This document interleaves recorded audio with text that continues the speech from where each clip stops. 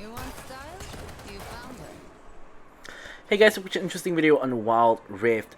So we're back with a Samira updated complete guide. So now first off, I'm gonna put a couple of things at the start before I forget. First things first, refer to the original Samira complete guide to see her skills in leveling order. I realize I forget to say that sometimes when I do complete guides, because complete guides are supposed to, of course, encompass all parts of the champion, like explanation, skills, leveling order, items, runes, spells, gameplay, everything. So putting that at the start.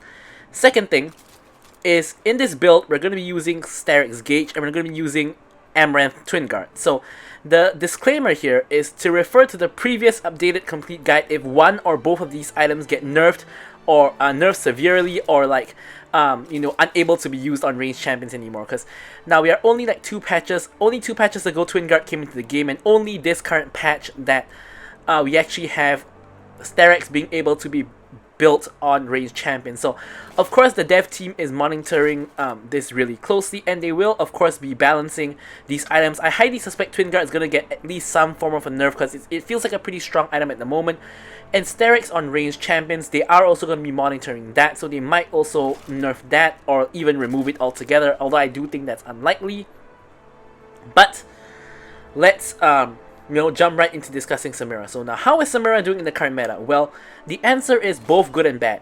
Now, the part where Samira is doing good is the fact that Samira loves it when tank items are meta. So Samira loves building Steric's Gauge, loves building Twin Guard, and we're going to explain why later on. But the long and short of it is basically that she only needs Bloodthirster IE as her 2-item core, and then she can start going into more tanky, because she really just needs to survive and doesn't really need a whole lot of damage.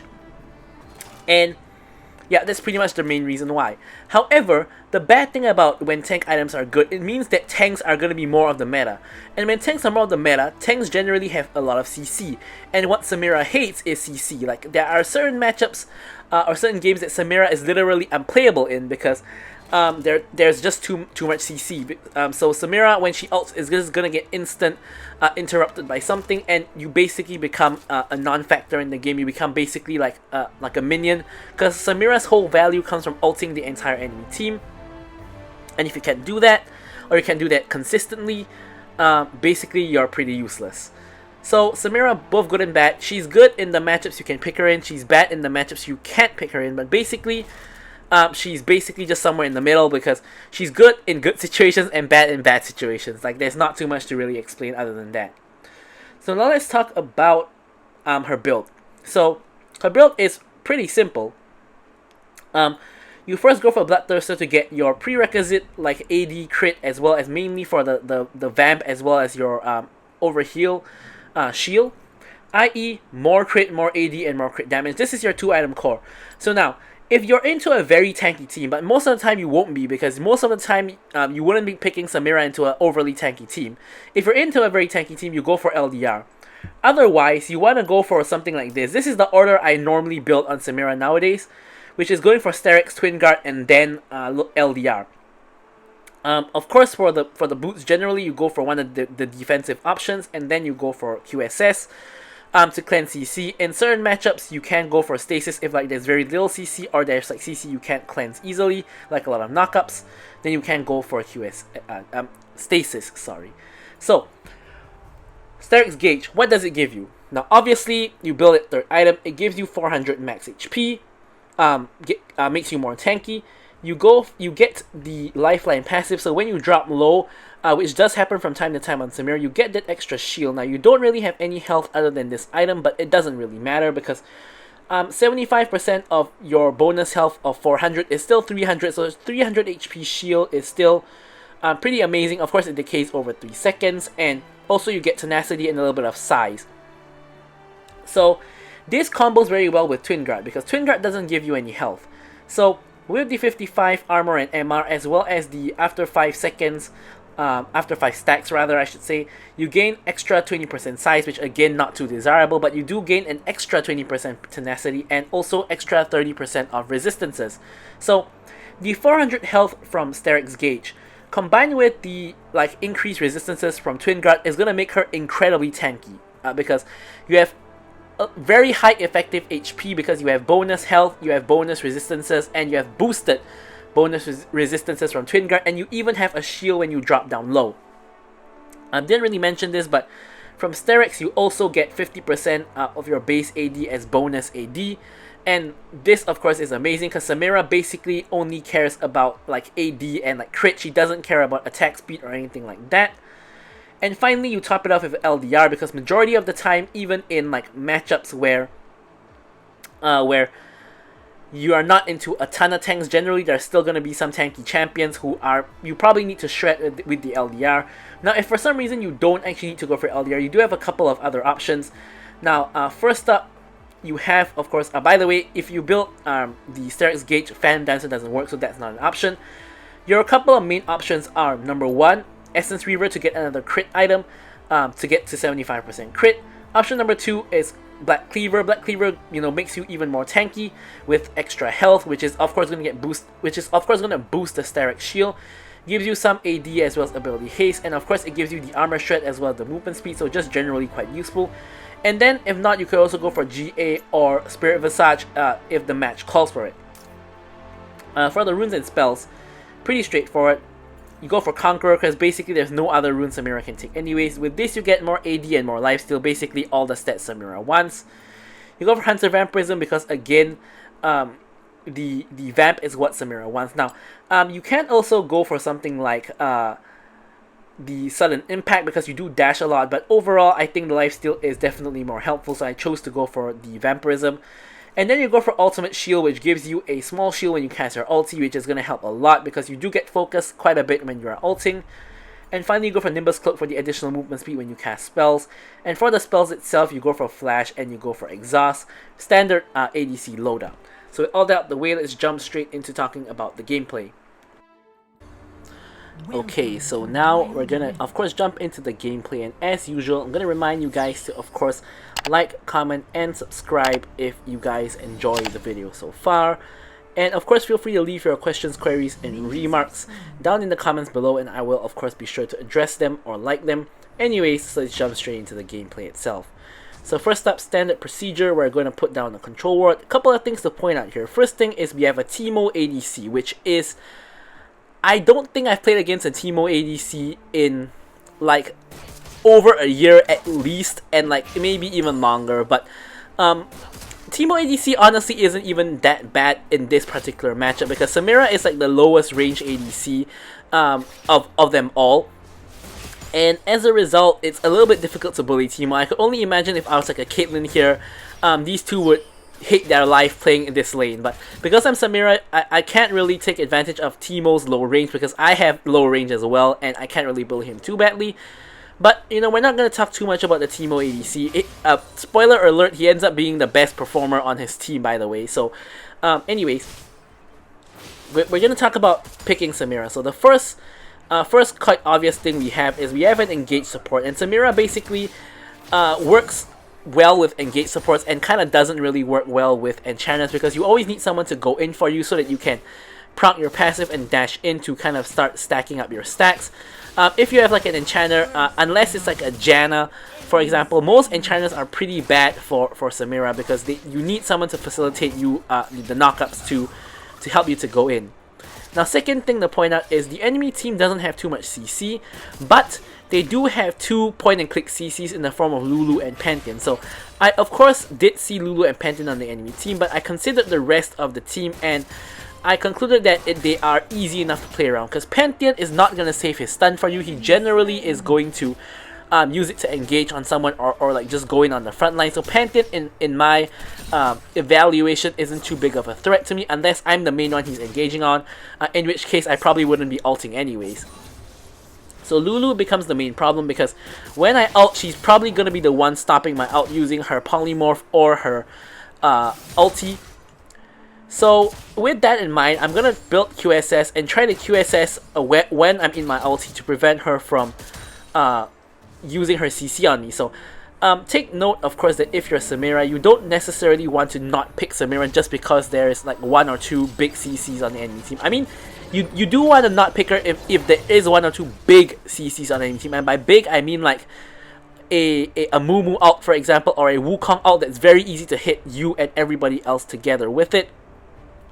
But if it's just like a like single target, like kind of CC, like Pantheon's one, where he probably isn't gonna use it on you anyways, or like in this case it's mainly Lulu who I'm afraid of, you still can pick Samira, just that you have to be very wary of their CC and either play around their CC cooldowns or build QSS and, you know, prep yourself to QSS when they try to CC you.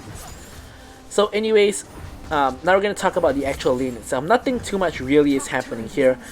So far, what I'm trying to do here is I'm trying to set up the wave such that it's in a position such that we can freeze it more towards our side to make Teemo and Lulu lose out on farm.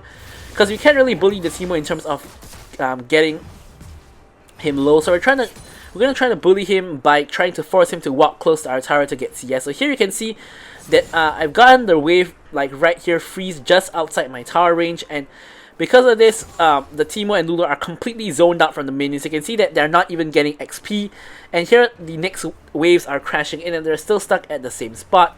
So of course Leona's going to wait until the minions are low before she procs the relic shield so that we don't have a situation where our wave pushes out.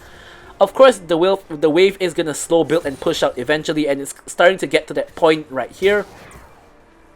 As the next wave comes, it's impossible to keep the wave on our side anymore, so the wave is gonna go towards their side, but this is still fine. Even though the wave is close to them, this is still fine because they cannot fight us at all, of course unless Pantheon comes over to help them, so we have to back up because Pantheon is here. But if we're in the 2v2, they cannot really do anything because we have a minion wave that's so huge that if they try to fight us, they'll lose to like just the minions themselves. Excuse me. So Pantheon has now moved away. I honestly felt that Kayn, instead of going mid here, should have come bot, because if we like fight 3v3, I think that this would be a pretty alright fight. But anyways, here Kayn comes like 10 seconds later when they're both under the tower and nothing happens except Leona kind of whiffing an ult. Here Pantheon, for some reason, tries to come back down and gets sandwiched between like all four of us and is forced to flash. And now the dragon is spawning, so we're gonna just, you know, we do already have position on dragon, and we are just gonna be able to take the dragon. Leona is trying to zone people away. Zed tries to come in, and our team, I turned on Zed, but I wasn't expecting my whole team to turn on Zed. I felt that only like 1 or 2 people needed to turn on Zed. The rest could focus on dragon. I thought that was me, but I guess it kind of wasn't. My whole team kind of got baited and turned on Zed here. Either way, it's fine because it looks like we are going to be able to secure the dragon. Here I go in with the ulti, but in all this time that Zed managed to buy for his team, we've managed to all get chunked pretty low, and we're all left with really low health bar. So despite getting the dragon, our team basically gives over 3 kills to the enemy team, which equalizes like the team kills, which is a little bit unfortunate here. Yeah, so because if my team was a little bit higher, I think they could have followed up from my ulti there, and I think instead of 3 of us dying, we could have had 3 of them dying instead, because they all were relatively low after I ulted them. Anyways, Herald is up, but of course, being the ADC, is the standard procedure. You go back to lane, you farm, and you push tower. So here I've got a pretty big minion wave set up. So here, despite Teemo being here, I'm not too afraid of him. Here I'm just getting in some chip damage on him, stacking up, and here I know I can go in on him, especially with 2 minions. Here I go in with the ulti. I do get exhausted, but you know, it still all works out. My minion wave is still there, so I can just walk back down here. I'm even going to be able to get some tower plates because we know that the enemy team is up there contesting the Herald. 2 people just died, end up taking an extra 2 tower shots. Doesn't quite matter. We're going to take 2 plates and we're going to be done with it. The whole enemy team is dead aside from Lulu. We probably could have greeted and stayed for like another plate, but the issue is that I saw Pantheon was respawning and I wasn't completely sure if he had used his ult or not because I wasn't paying attention. I was instead busy like 1v1ing the team under tower, so I wasn't sure if Pantheon had ult, so I didn't want to take the risk to stay, because if I did, Pantheon will ult on top of my head and I will just instantly die. So that's definitely not ideal. Okay, so here we picked up Bloodthirster. We have a BF sword and we have the boots, so we're good, kind of, you know, trudging along down in our build. Kayn comes in for a gank, but again his angles are horrible. He basically does nothing except come over and use his spells on thin air. Yeah, I really don't know about that one, but anyways, so here nothing too much happening. We're just going to try to push in. But since Leona isn't here, we don't want to push too hard because we're stuck in a 1v2. Leona is back, so now we can push the minion wave in. And here we have revealed like 2 Teemo Shrooms and like the control ward, so here we can clear them all out. Like you see here. Here Pantheon comes in. Kayn is in the area ready for the counter gank though. So here I go in. Lulu ult has already been used. Lulu Polymorph also has been used. So here I can go in freely with my ulti, and we are able to kill all of them. I get a second round of ulti to use on the wave to help push. And here we're gonna go for the tower, of course, and this is the first tower of the game, secured by me and my team. And here we can simply just back and get ourselves some items. So here I'm kind of 50 gold or so off from getting IE, so I'm gonna wait at the edge of fountain. I'm gonna wait just a little bit to, of course, get my IE, and then afterwards we can leave. So here we got the 2 item core as I was talking about in the build. So from here we can start going to build tanky, because in this particular team, Nasus is going AP, and the Pantheon doesn't really have any kind of tanky items yet, or maybe ever, because Pantheon doesn't necessarily build tank. So here we're really safe to go for the tank Samira build, which of course is the Starex as well as the Twin Guard. Now, needless to say, I didn't mention this in the build, but needless to say, Samira of course does like slightly less damage because they're not going like full crit and full glass cannon, so you're gonna do slightly less damage with your ulti and like generally your abilities. However, overall you will end up doing like more damage in the long term because of course you do survive longer, and you probably can get off maybe an extra ult or stay and fight for longer, something like that. Here I went for the mid tower because I knew that the whole enemy team wasn't there, and I still had my flash, which I did have to eventually use to kind of escape from that tower push, but we do secure the mid tower, which is crucial. Here we're sort of going for like a dive on the enemy team. Here I go in on the Lulu following up from Leona, and here unfortunately I ended up tanking the tower instead of Leona, and because of that I do end up dying. I should have waited like an extra half second for Leona to enter tower range first before I went in, so that Leona would be tanking the tower, so I kind of misplayed there quite a bit, and I do end up dying. But overall our team is still kind of doing fine. Both objectives are about to spawn though, and my whole team is basically dead, including me. Of course we still have these 2 people alive here taking the enemy red buff. Whole enemy team has respawned already, so they will have priority to go to Dragon and Herald. So here my thought was that these 2 people have not reset, so I thought that they should reset and we can all go Dragon when the enemy team is clearly going for Herald. You can see them all going Herald here, but for some reason Darius hooks them in and tries to fight, and Kayn and Darius end up in a fight right here. So I'm like kind of repositioning to path towards there and try to help them out. Now Kayn manages to escape because he can walk through walls, but Darius can't, so Darius goes down. Here I was thinking we can trade Herald for Dragon, but again my team is kind of just hanging around instead of just going and committing to Dragon. So here what's happening is pretty much the enemy team is simply just at mid, and we're trying to go bot to Dragon. Here Teemo gets caught out taking the fruit, and here we can go all in on him, basically stack up our passive onto him, and then we can dash in, going in with the ulti and picking up an instant double kill. Of course Zed and Nasus are going to run away. Of course before Zed does that he's going to get a quick kill onto the TF.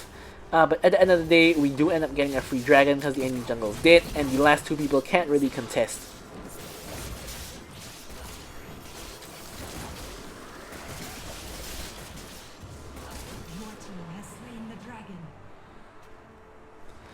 Okay, so here there's a huge wave that has stacked up in bot. So I'm gonna go down, pick up this huge wave. I mean, this huge wave is pretty much just 1 full wave, but the next wave is also coming. So we're gonna pick up 2 full waves here, and yeah, so we're happy, of course, to take that free gold. We're gonna back here, see if we can pick up Starex Gauge. I believe we should be able to. Nope, we don't. Not even close, actually. We end up only picking up BF Sword and a Long Sword. But anyways, here we're gonna head back out onto the map and see what's going down. Nothing too much though. So there are 2 people pushing top, and bot wave is already pushed out. Teemo and TF are just kind of in the middle, so nothing much for me to do here. I'm just gonna farm up the jungle. I'm gonna take the Krugs as well as I've took the Raptors. And yeah, so I'm waiting for Kane to like come and take the red buff so that I can share it with him. He's coming up in like 10 seconds or so. Here I'm checking to see if there's any Teemo shrooms. There are none.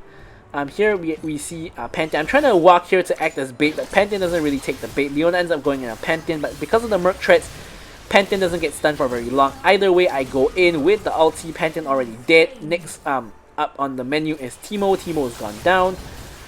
Here we're gonna go for the rest of the team. Rest of the enemy team is already over here. Lulu ult is gone. And here I got my ulti again. I'm dashing in onto Lulu to ult on top of her head, but unfortunately she doesn't quite die. And I eat a Teemo shroom for my troubles. TF ends up going ham and going for the Lulu kill, but he does end up of course dying for it, so I don't quite know if that was worth. But anyways, here the rest of us are gonna concentrate on taking mid lane tier 2, which we do manage to do. And because the whole enemy team is like gonna respawn soon, we're just gonna back off and we're gonna recall, pick up the Sterix gauge, as well as start building towards Twin Guard.